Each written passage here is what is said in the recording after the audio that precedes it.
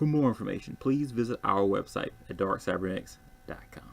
This is DarkCybernetics Space Shooter Games in SDL2. Follow along with our free course documentation. In this video, we will discuss a quick and simple installation process using the Code Blocks compiler and the Simple Direct Media Layer version 2.0. In our last video, we gave an overview of the Simple Direct Media Layer. In this video, we will show you on a computer what we can do to install the Simple Direct Media Layer. There is one method where you type in information, and this method you simply just open up the Code Blocks compiler. We go to the File tab and we make a new project.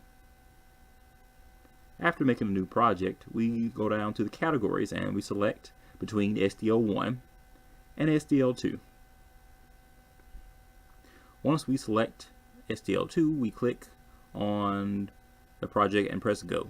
Once we go on to the installation process for this, we just needed to find the path folder for the Simple Direct Media Layer, and we find the related include folders and the lib folders. We press go, make sure the SDL DLL is in the project, and we press the build button, press the run button, and everything's under control. If the process works, we can head on to the next process. Let's look for some more free software online.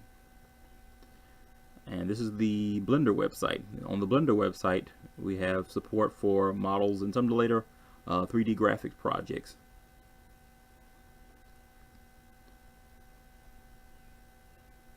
As we see, there's a small download size and some of the later tools. And let's head over to, there's another free art program called Inkscape. Let's look at the Inkscape website. On the Inkscape website, there is another tools. It's a free program used to make backgrounds or draw animations if you are so inclined with talent.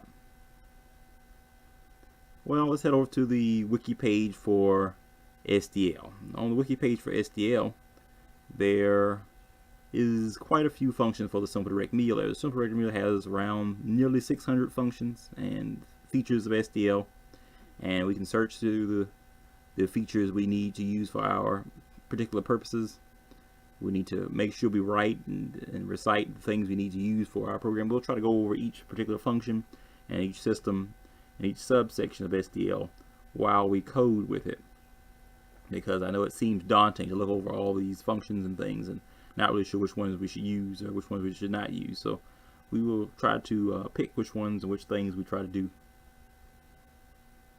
Well, since we have SDL installed and we have a Code Blocks compiler that works, you can try this. It's a similar method for using the Windows Community Edition compiler, and it's a similar process for the DevC++ compiler.